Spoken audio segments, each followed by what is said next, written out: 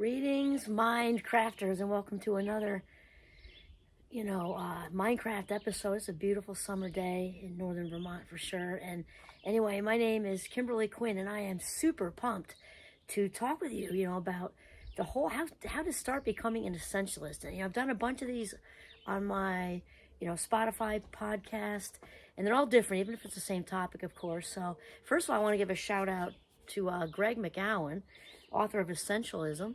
Let's put that right there. This book was sort of moved along to me or referred to me by a professional group I'm in, and wow, and his sequel is effortless. But anyway, I just wanted to talk about what it is because it's been huge. I feel like I'm a grasshopper on the essentialist journey. And it's like I have my white belt and maybe one blue stripe, so to speak, maybe a stripe. They don't do half stripes, I suppose. Maybe two blue stripes. And what it is it's really about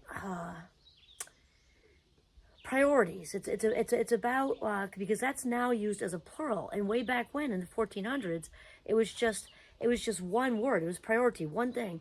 And so I've adopted Greg's book and whole theory and everything into a super practical, way of incorporating it into my life. So I kind of wanted to share that with you. So each and every day, I'm doing my best, and it's working actually, is to say to myself, what's important now? It's WIN. It's an acronym for what's important now. And I think so often it's easy to just passively allow our attention to get splintered off in a million directions. And you'll hear, oh, so-and-so is such a great multitasker. No, she isn't, because that's not a thing. The brain is wired to do exactly one thing at a time, and that's it. Anything else looks like it is just a quick shift in attention. So really, rather than full throttle giving your energy to what's important, it's being splintered off into other things, and therefore none of it is getting your full attention. So as they say, where the focus goes, the energy flows, right? So wherever we place our focus is where our energy expenditure is going to be, which is then what is successful. And I'm talking super small level. I'm telling you what I'm doing right now. So if I'm headed into a meeting, how can I bring success to this meeting? This meeting is essential right now, even if it's because you need to be there. If you're going to need to be there, you may as well bring your best self and get something out of it, even if it's totally Boresville. There's something you can get out of it and bring your best self. Bring your best self to changing a diaper. Bring your best self to a lunch with somebody, and bring success to all of it. It's just so important.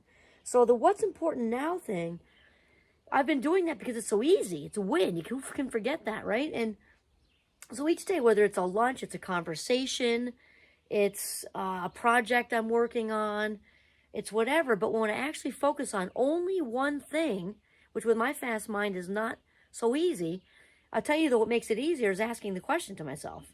What's important now? And I walk around, my husband's used, so I walk around here talking to myself all the time. What's important now? And then when you realize there's this you don't have to do, that you don't have to do, and then it makes that one thing easier to bring success to.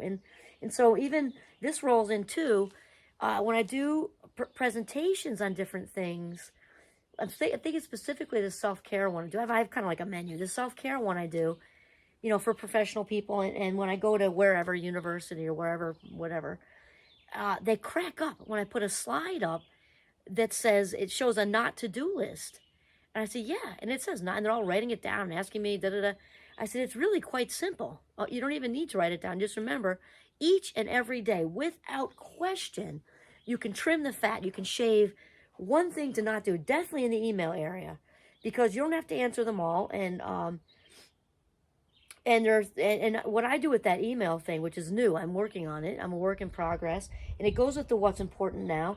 It's very easy for me if I'm working on a creative project for Champlain, or I'm also working on a book. It's very easy for me to just dip in and think I'm going to check for 2 seconds, and then you go down a rabbit hole. And a lot of those you didn't need to be attended to on this day. And people might be saying when you get to it, that means not now, because whenever we dip in and then dip back into your creative venture, whatever you're doing, there's lag time on both ends, especially with somebody who's neurodivergent. And so because you have to kind of ease into that, then you got to ease back in, and it takes the brain a bit to change cognitive atmosphere, so to speak. So somebody wrote a book about that. and I didn't plan this, and so I'm not thinking about it fully with accuracy. I want to say it was a 4-minute work week by author I can't remember. Anyway, it's something like that. And he talks in his book about, this is a lot with email, is to set time, set one in the morning and one in the later part of the day, and put a time limit on it, not 8 o'clock unlimited, okay? 8 to 8:20 email answering, and then don't look at it again until 4:30 or something, or I know, plan it in there. If you've got some super high-powered situation, you have to add a third one in the middle, okay, but it should still have a window. 11:30 to 11:45 or 11:45 to noon, and go to lunch and turn that freaking thing off, right? So what's important now, the way of the essentialist, and we can bring this into our relationships, and Greg McGowan talks about that and gives examples about skipping opportunities to do other opportunities. Some of it's with family, some of it's professionally. It fits everywhere, really. So the main thing here is that, it's easy to trim the fat off things that we don't really care about very much, right? Where it gets tougher is when I'm thinking professionally speaking for this context, when we really have our heart set on, let's say it's writing a children's book, or it's some other passion project that you really want to do, or maybe, I don't know, but then you're offered all these other opportunities. It gets tougher when you're offered other good opportunities. If the things we really don't have an investment in, like, let's say for me, I'm not a huge fan of detail-oriented, boring, tedious tasks. So if someone said, oh, gee, Kim, how would you like to do some data entry from like 8 to 5 next week, Monday through Friday? Well, that's an easy one. Not in this lifetime. No, thank you for asking, right? So, but if it's something that you've got like 3 offers to speak, let's say, and they're all within a 2-week frame, that gets tough. And it might be all good places with good topics, and they're offering to pay you well and everything. But the reality is, to take 3 big gigs on like that in a short amount of time, let's say it's like 4, that makes it a little tougher. 3 maybe manageable. 4 probably not. If you're doing other things, if you're going to bring your full best, if you're going to bring success to it, 100% full throttle, that's probably not going to work. So you have to pick and choose and say no to a couple of good opportunities, so that you can transition to becoming great at what you're already good at. So often we spend time becoming better at what we're not so good at, or good at what we're average at, and when instead we want to trim all that away and become great at what we're already good at. We've all got strengths. So the idea with essentialism, there's lots of ideas with essentialism, and this is one of them, is to trim all that away so you can full throttle focus on that. So also with this, when we're doing what is essential, what's important now each day, again, that wraps into relationships and professional life, just everything. It's a savor of life minutes, honestly. In fact, I have to tell you this before I go on to the next thing. Once you're on the essentialist track, it's so eye-opening, because for me, you realize how so many, probably even most, maybe even most, I'm going to teeter with that one for a second. We'll just say many things are so non-essential. There are so many things that are so non-essential in the day. And it's sobering to see how many non-essential things there are in a day. And you can just trim so much of that away, and it saves life minutes, and we are better at to bring success to the stuff we actually care about. And so it's like breadcrumbs, right? And also showing gratitude for that all the way along the way.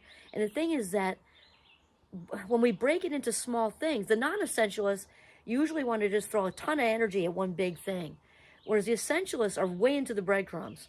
This step leads, is just full throttle success into this little thing. It might be the phone call that's important, the connection somebody hooked you up with, and just bring success to that conversation without thinking about anything else, which goes to the next thing, and being grateful all along the way, because it's these small steps that lead to the big success, and the non-essentialists don't get that.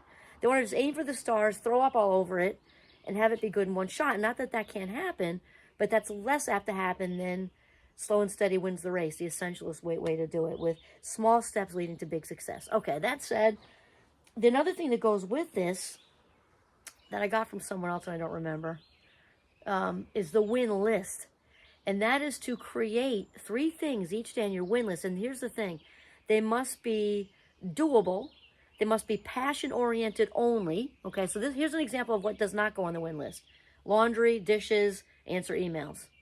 Now, that's on your regular to-do list, We're not saying taking out the garbage isn't important. Okay, separate the recycle and da da da da. Da. But that's on a to-do. That's on a to-do list, not your daily. I mean daily. Oh, there went a canary. Oh, what a pretty butterfly. Look at that. Wow. Okay, so the win list is about passion only, and they've got to be doable. This is the whole thing. So when I get up in the morning, I create the win list, and so it might be, make that phone call. Somebody set you up with. Maybe you wanted to write a children's book your whole life. So then somebody said, hey, I happen to know a literary agent that's in Manhattan, and da da da da, and she's my cousin's friend, and I think she listened to okay, that goes on the list. All it is a phone call. Then you do the essentialist thing. What's important now when you dial, okay, and you only focus on that phone call until it's over, giving 100% of your cognitive juice.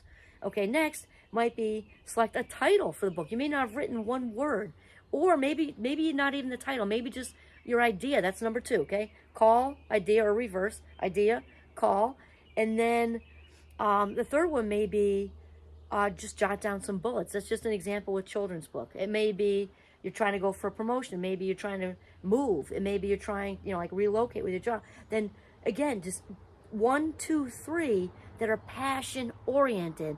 Maybe it's a summer project you have at home with your house. Maybe you're redecorating a room. So 1, 2, 3. Look up ideas for this type of space. Look up how you can minimalize what goes in there. Maybe take everything out and then put back in.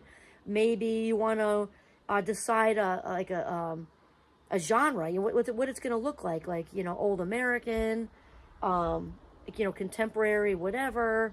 You want it to look Mediterranean, whatever. But we're talking ideas, creativity, things that you are so excited to check off. Not like, okay, garbage, check, emails, check, dishes, check. Do that too, okay? But you want to make sure these 3 things get done every day, remembering that small steps lead to big success, and remembering that as far as anybody knows, this right here, this wonderful ride on this wonderful planet we're living on, this is not a dress rehearsal. This is the big game.